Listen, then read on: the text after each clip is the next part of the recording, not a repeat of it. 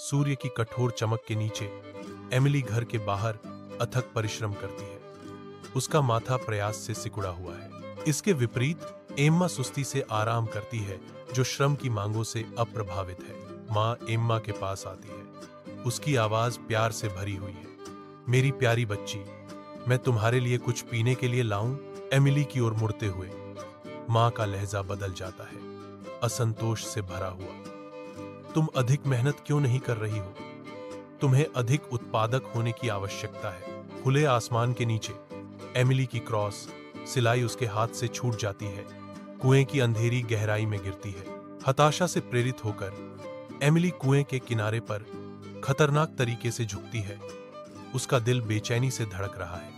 त्रासदी से भरी एक क्षण की गलतफहमी में उसका संतुलन बिगड़ जाता है और एमिली कुएं के गहरे अंधेरे में गिर जाती है।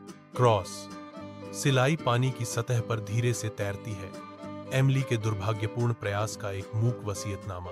कुआं शांत और स्थिर खड़ा है, उस त्रासदी के रहस्यों को छुपाता है जो अभी सामने आई है। एमिली शुद्ध आकर्षण की दुनिया में कदम रखती है, जहां धूप जीवंत फूलों को तरल सोने के स्ट्रोक से रंग देती है। एक नरम सफेद खरगोश अपनी नाक फड़फड़ाता है।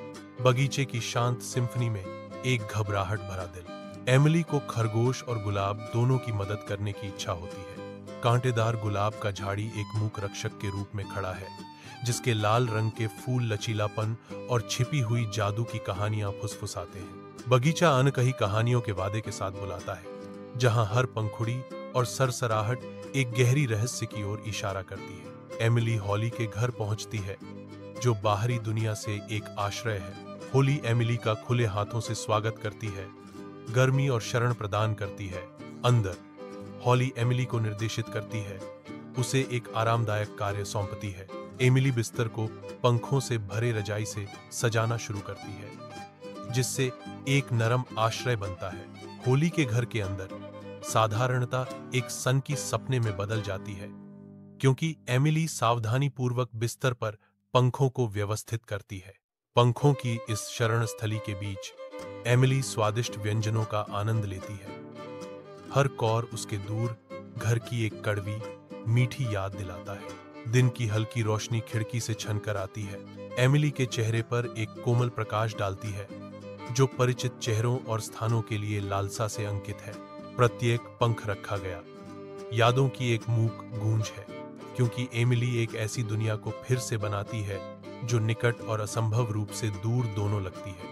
खाने के स्टॉल के जीवंत रंग उसकी लालसा के शांत रंगों के विपरीत हैं।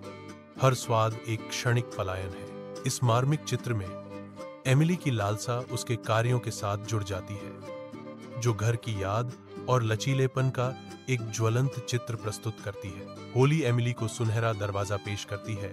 धूप इसकी सतह पर नाचती है, विस्तृत नक्काशी को रोशन करती है। एमिली रुकती है, एक क्षण की हिचकिचाहट से पहले कि वह आगे बढ़ने का फैसला करती है। एमिली सुनहरे दरवाजे से अंदर जाती है। सोने की धूल की बौछार एमिली पर गिरती है, जो धूप में शानदार ढंग से चमकती है। जादुई शक्ति के एक विस्फोट में होली एम्मा के सामने प्रकट होती है।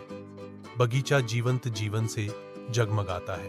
बगीचा रंगीन फूलों और नाजुक तितलियों से जीवंत हो उठता है। होली अलंकृत बिस्तर की ओर इशारा करती है।